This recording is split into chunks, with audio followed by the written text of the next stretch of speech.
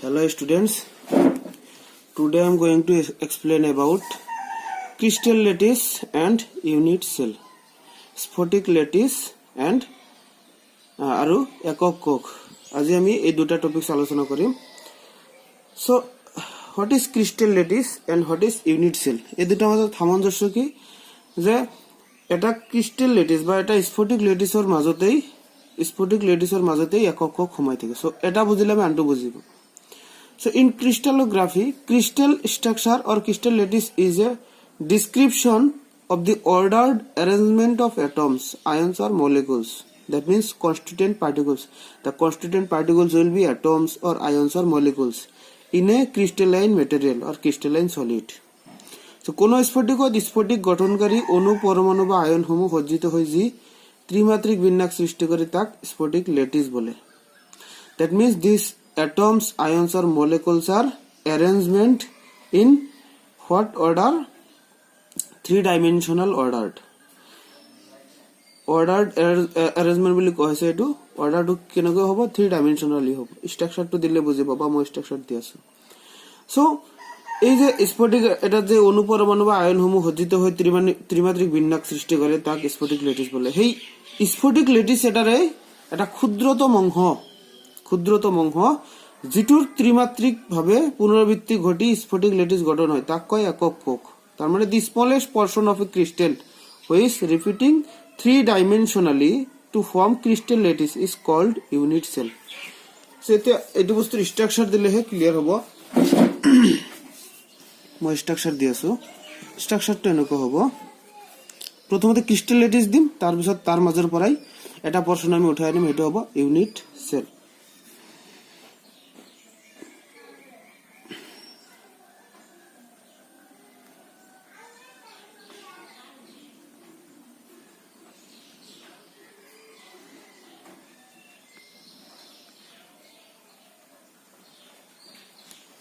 এনেকুৱা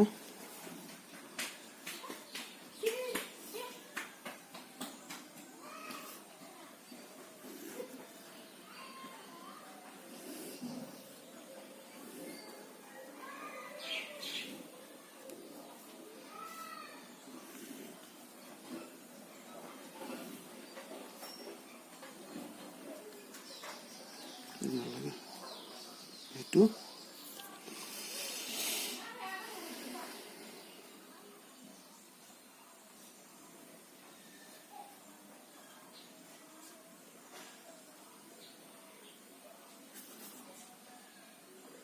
এইটো এটা এনেকৈ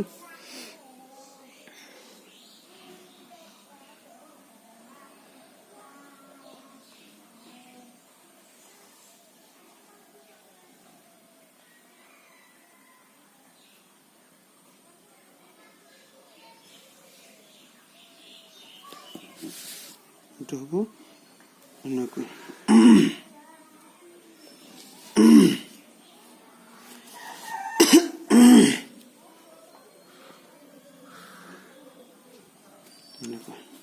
আমি যদি ইয়াত চাও এইটো এটা ক্রিস্টাল ল্যাটিস. এইটো আমি ক্রিস্টাল ল্যাটিসত আৰু ই থাকে.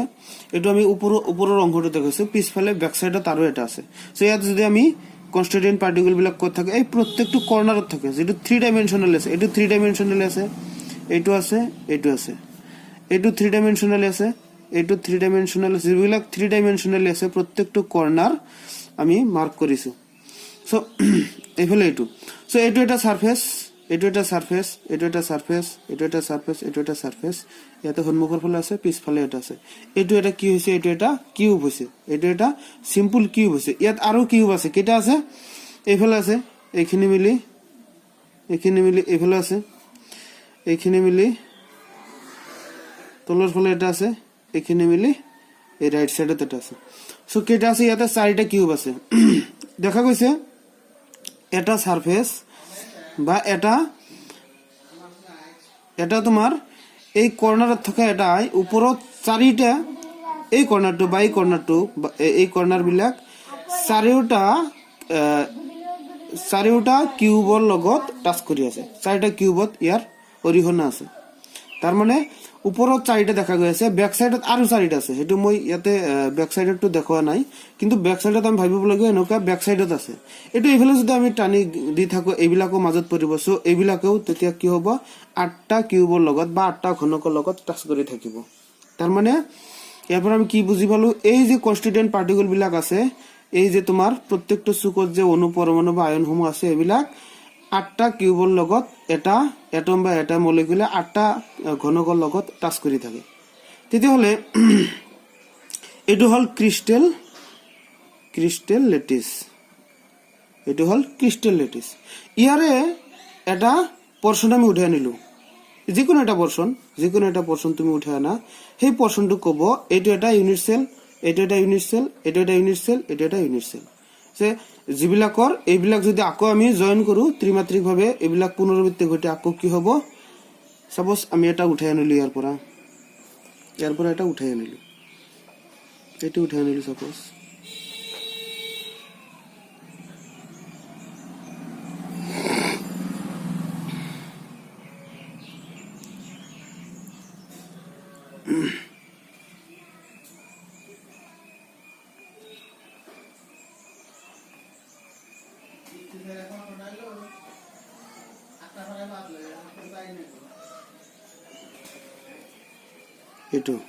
এইটো এটা পোৰ্শন মই সেপাৰেট কৰি আনিছো।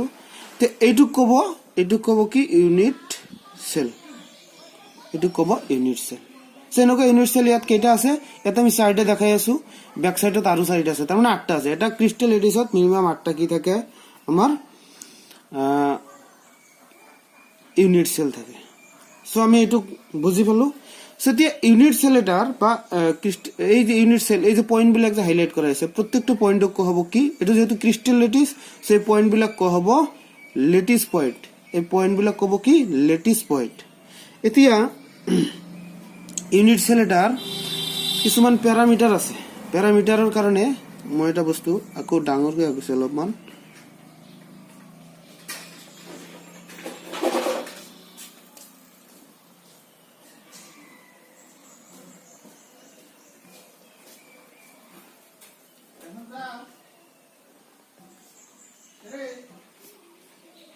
এইটো এটা ইউনিট সেল, সাপোজ ইয়াত কিছুমান প্যাৰামিটাৰ আছে, সাপোজ মই এইটো ললো, এইটো ললে এই যে এই এক্সিস বিলাক যে আছে, এক্সিস বিলাকক আমি কি কম, এই এক্সিস বিলাকক কয় এজ লেংথ। এটা কৰ্নাৰৰ পৰা, তাৰ মানে এটা কৰ্নাৰৰ পৰা আনটো কৰ্নাৰৰ যেটো ডিসটেন্স, সেইবিলাকক কয় এজ লেংথ।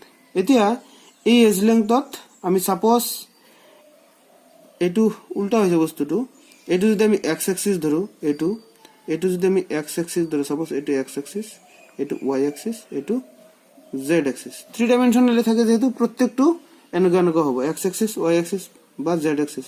নাইবা এইটো দিলো আমি ওয়াই এক্সিস, এইটো দিলো জেড এক্সিস, তেতিয়া সুবিধা হ'ব।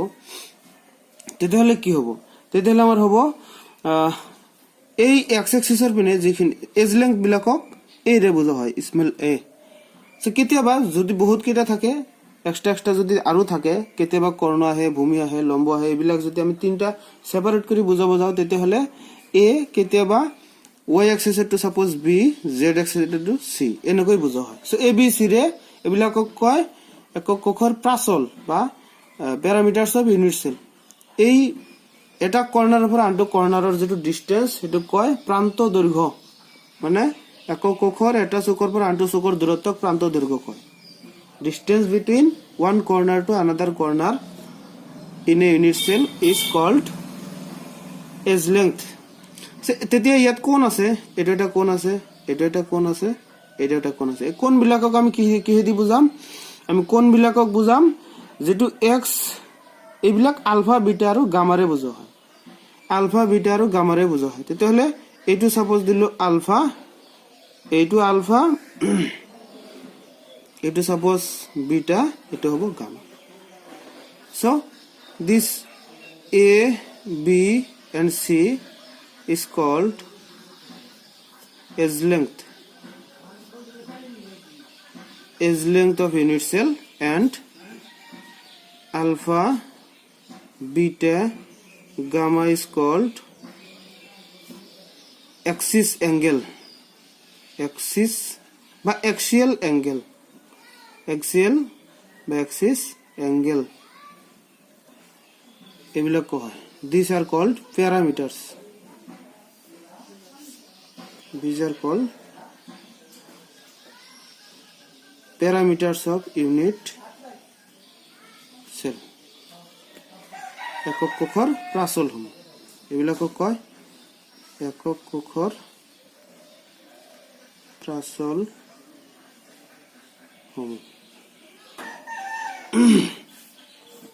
এতিয়া আমি ইউনিট সেল আমি বুজি পালো যে ইউনিট সেল কি।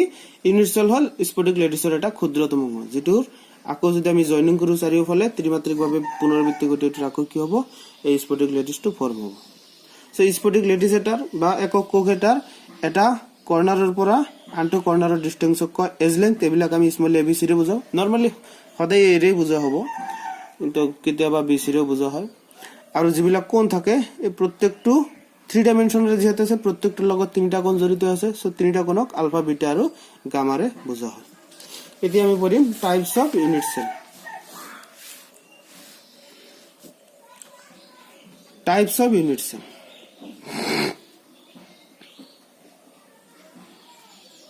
Types of unit cell. একক কোষৰ প্ৰকাৰ, একক কোষৰ প্ৰকাৰ।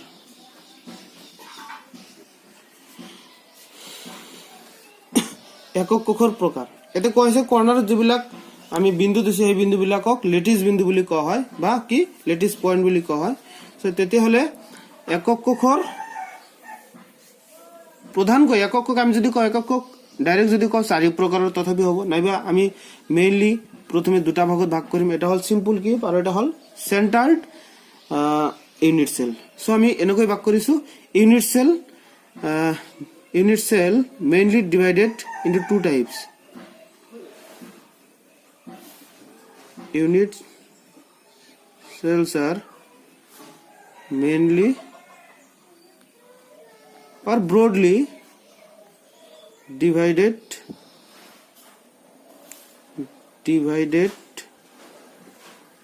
into 2 types. একক কোষবোৰ প্ৰধানত 2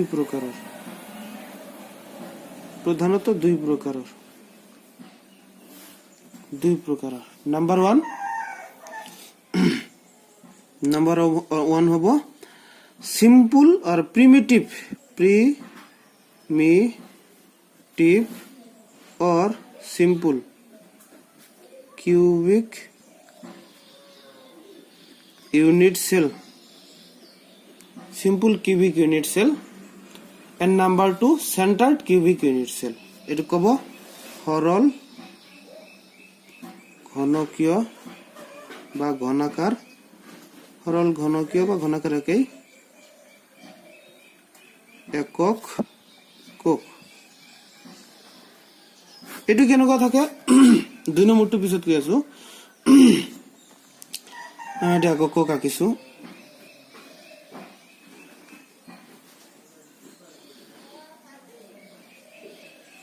এটা একটা সিম্পল কিউব, এটো হল এটা সিম্পল কিউব। তার মানে সিম্পল কিউবত কি থাকে, কেবল মাথোন এই কনস্টিটিউয়েন্ট পার্টিকলস বিলাক in a simple cube or primitive cube unit cell, the constituent particles are present at only corner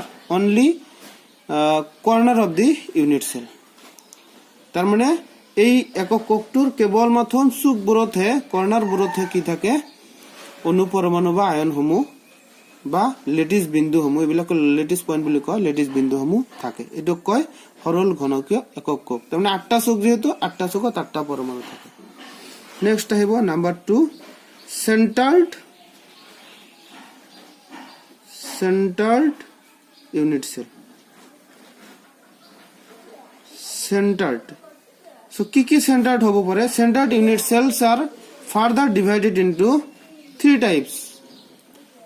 one is body centered, another is face centered, and third one is end centered. So first one etu koi kendrostho ekok kok, kendrostho ekok kok, etu 2 number. Iare tinta bhag ase, tinta ki ki etu hol body centered, body centered cubic unit cell. দেহ কেন্দ্রীয়, body means দেহ, দেহ কেন্দ্রীয় দেহ কেন্দ্রিক ঘনাকার একক কোক, ঘনাকার একক কোক, দেহ কেন্দ্রীয় ঘনাকার একক কোক, এটুক সংক্ষেপত কোৱা হয় বিসিসি। পিছলৈ পাবা এটু দেহ কেন্দ্ৰীয় ঘনাকাৰ একক কোকটো কেনেকুৱা, এটু এনেকুৱা। Suppose this is a cube, this is an unit cell.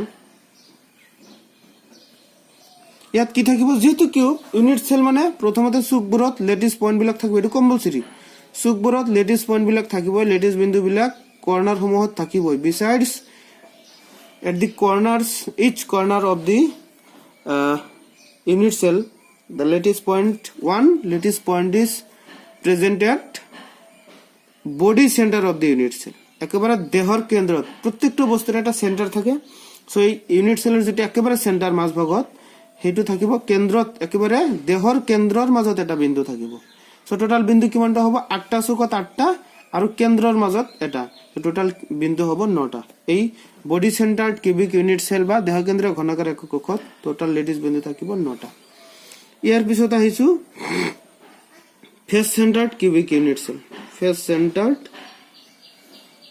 Centred cubic unit cell, এটু কয় অসমীয়াত কয়, এটু সংক্ষেপত এফসিসি কয়, অসমীয়াত কয়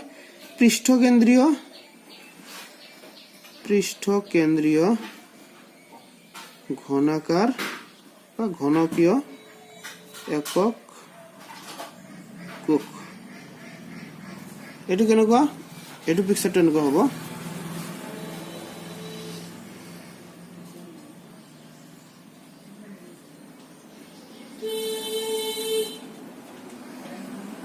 সাপোজ এটা একটা একক কোষ, এটা একটা একক কোষ। এটা একক কোষ হলে প্রত্যেকটো কর্নারত এটা কৈ বিন্দু থাকিব, সেইটো কম্পালসরি। ইয়াৰ উপৰিও আমি জানো এটা ঘনকৰ কেটা ফেস থাকে, 6 face in a cube. So এটা ঘনকৰ 6খন পৃষ্ঠ থাকে, প্ৰতিখন পৃষ্ঠৰ কেন্দ্ৰত এটা কৈ বিন্দু থাকিব। যেহেতু পৃষ্ঠ কেন্দ্ৰিক বুলি কৈছে, প্ৰতিখন পৃষ্ঠৰ কেন্দ্ৰত এটা কৈ থাকিব। সো ওপৰৰ পৃষ্ঠ এটো, ইয়াৰ কেন্দ্ৰত এটা লেটিস বিন্দু থাকিব। এই তলৰ এটো অপোজিট তলত এটা আছে, এই তলৰটোৰ কেন্দ্ৰত এটা থাকিব, লেফট সাইডৰটোৰ কেন্দ্ৰত এটা থাকিব, ৰাইট সাইডৰ পৃষ্ঠৰ কেন্দ্ৰত এটা থাকিব। আৰু দুটা আছে পৃষ্ঠ কোনখন, এইটো সন্মুখৰ এটা আছে আৰু এইটো আছে বেক সাইডৰ এটা আছে। এইটো সন্মুখৰটোৰ সেন্টাৰ সাপোজ এইটো হল, আৰু বেক সাইডৰটোৰ সেন্টাৰ সাপোজ এইটো হল। সেনেকুৱা টোটাল 6খন পৃষ্ঠৰ কেন্দ্ৰত এটা কৈ বিন্দু আৰু 8টা চুকত এটা কৈ বিন্দু, টোটাল বিন্দু থাকিব, লেটিস বিন্দু থাকিব 14টা। There are 14 lattice point in present in a FCC or face centered cubic unit cell. So another one is end centered cubic unit cell. End centered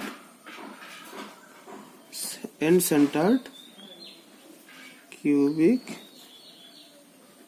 unit cell. এটু কয় প্রান্ত কেন্দ্রীয় और प्रांत केंद्रिक घनाकार एকক कोष, प्रांत केंद्रीय घनाकार एকক कोष। এটা সাপোজ এটা ঘনক,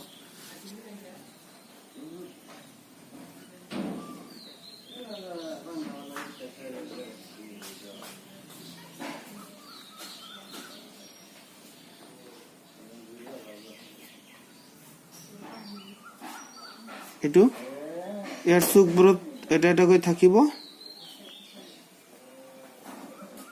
চুকবোৰত এটা এটা কৈ থাকিব, 7খন চুকত এটা থকাৰ উপৰি প্ৰান্ত কেন্দ্ৰিক। সো এটা প্ৰান্তৰ বিপৰীত আনটো প্ৰান্ত, এটা সাইডৰ বিপৰীত আনটো সাইড আছে, পৰস্পৰ বিপৰীত দিশত থকা দুটা প্ৰান্তৰ যিকোনো দুটা পৃষ্ঠৰ কেন্দ্ৰত এটাকৈ বিন্দু থাকিব।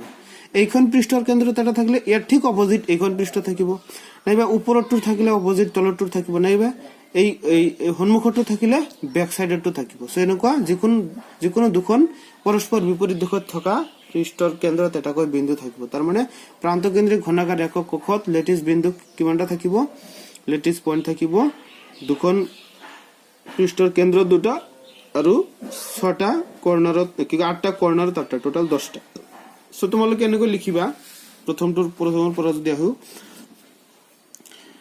সৰল ঘনকীয় একক কক্ষ, সৰল ঘনকাৰ একক কক্ষত লেটিছ বিন্দুসমূহ কেৱল ঘনকৰ চুকবোৰত থাকে। এইটো পিকচাৰ হ'ব।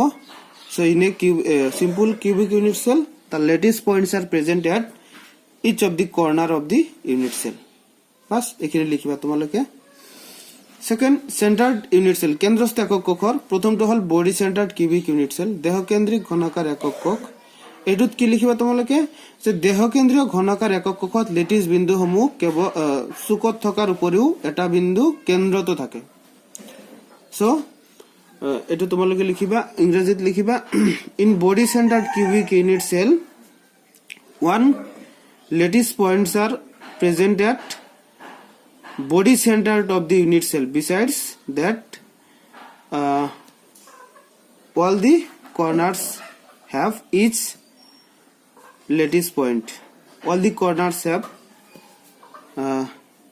each lattice point at the present of in body centered cubic unit cell. Besides, all the corners have one lattice point. One lattice point also present at the center or body center of the unit cell. So পৃষ্ঠকেন্দ্ৰীয় ঘনাকাৰ একক কক্ষত লিখিবা যে পৃষ্ঠকেন্দ্ৰিক ঘনাকাৰ একক কক্ষত lattice বিন্দুসমূহ প্ৰতিখন চুকত থকাৰ উপৰিও প্ৰতিখন পৃষ্ঠৰ কেন্দ্ৰত এটাকৈ বিন্দু থাকে। ইংলিছত in face centred cubic unit cell lattice point are present. Besides, the lattice points are present at the corner of the each corner of the unit cell.